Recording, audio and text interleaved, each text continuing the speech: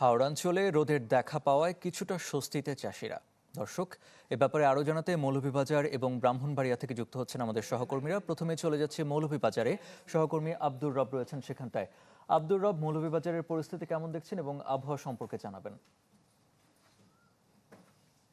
সময়ের সাথে সাথে দেখা দেয় নিত্য নতুন প্রয়োজন। রেডি থাকতে হয় প্রতি মুহূর্ত।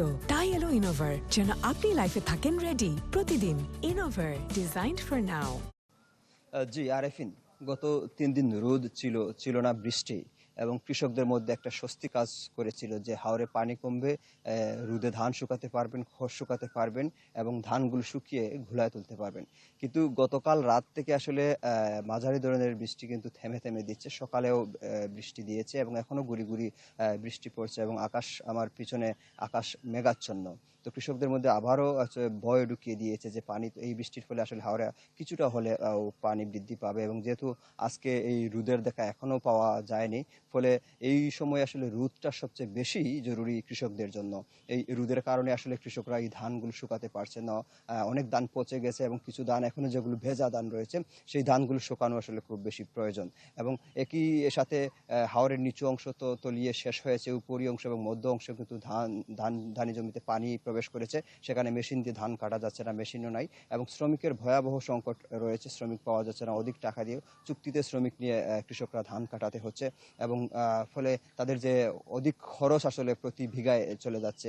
এবং এই অবস্থায় ঋণগ্রস্ত এবং ক্ষতিগ্রস্ত কৃষকরা আসলে অনেকটা অসহায়। এবং সরকারিভাবে যে অনেকটা সহায়তার কথা বলা হয়েছে, এখন পর্যন্ত সরকারিভাবে আমরা জেনেছি যে 18,000 কৃষক মৌলভীবাজারে ক্ষতিগ্রস্ত হয়েছেন, তাদের তালিকা করা হচ্ছে।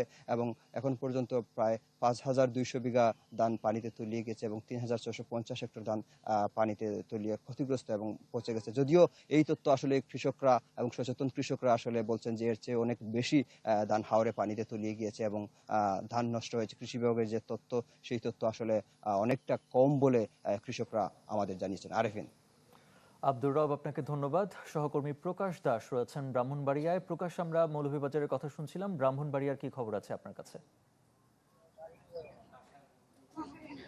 জি আরিফিন, মূলত বেশ কয়েকদিন ঝলমলে রৌদ্রোজ্জ্বল আকাশ দেখার পর আজ সকাল থেকে কিন্তু ফের ব্রাহ্মণবাড়িয়ার নাসিরনগরের হাওর পারে বৃষ্টিপাত হচ্ছে। এতে করে কিন্তু কেটে আনা ফসলগুলো শুকানো নিয়ে ফের দুশ্চিন্তায় পড়েছেন কৃষকরা। তো আপনি নিশ্চয়ই দেখতে পাচ্ছেন যে আমি এখন যে স্থানটিতে দাঁড়িয়ে আছি, খোলা আকাশের নিচে কিন্তু এই কেটে আনা ফসলগুলো রাখা হয়েছে এবং সকাল থেকে বৃষ্টিপাত হওয়ার কারণে এই ফসলগুলো কিন্তু এমনিতেই ভিজা ছিল, যেগুলো শুকানোর জন্য আনা হয়েছিল সেগুলো কিন্তু আবারও বৃষ্টির পানিতে ভিজেছে। এতে করে এইসব ধান কিন্তু অনেকটা নষ্ট হওয়ার উপক্রম হয়ে দাঁড়িয়েছে।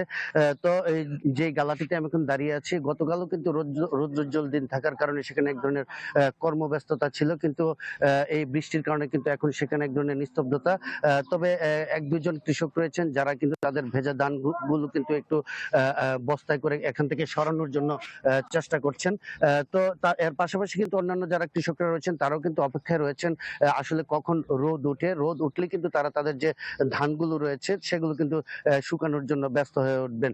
তো এর পাশে কিন্তু রয়েছে বিস্তীর্ণ মেদির হাওর। মূলত এই হাওরে জ্যৈষ্ঠ মাসের শুরুতে এই ঢলের পানি এসে থাকে, কিন্তু এবার আগাম পানি চলে আসার কারণে অনেকটা অপ্রস্তুত অবস্থায় কিন্তু যে জমি রয়েছে বিস্তীর্ণ এলাকা কিন্তু পানির নিচে তলিয়ে যায়। কৃষি বিভাগ বলছে যে এখানে প্রায় 305 হেক্টর বোরো ধানের জমি পানির নিচে নিমজ্জিত হয়েছে, যা টাকার অঙ্কে প্রায় 13 কোটি টাকার মতো।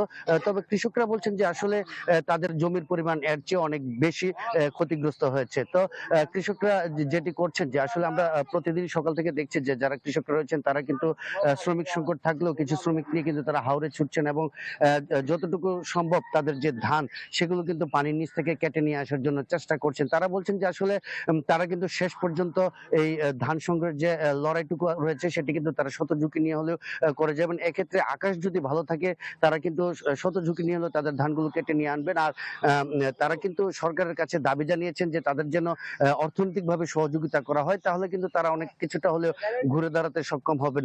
এছাড়া কৃষি বিভাগের পক্ষ থেকে জানানো হয়েছে যে আগামী শনিবার কৃষিমন্ত্রী ব্রাহ্মণবাড়িয়ায় কথা রয়েছেন, তিনি কিন্তু হাওর পরিদর্শন সহ যারা ক্ষতিগ্রস্ত কৃষক রয়েছেন তাদেরকে কিন্তু ত্রাণ সহায়তার কার্যক্রম উদ্বোধন করবেন। তো সব মিলিয়ে বলা যেতে পারে যে হাওরের যে বৈচিত্র্য, আসলে এখানে কিন্তু এক ধরনের রোদ বৃষ্টির খেলা চলে।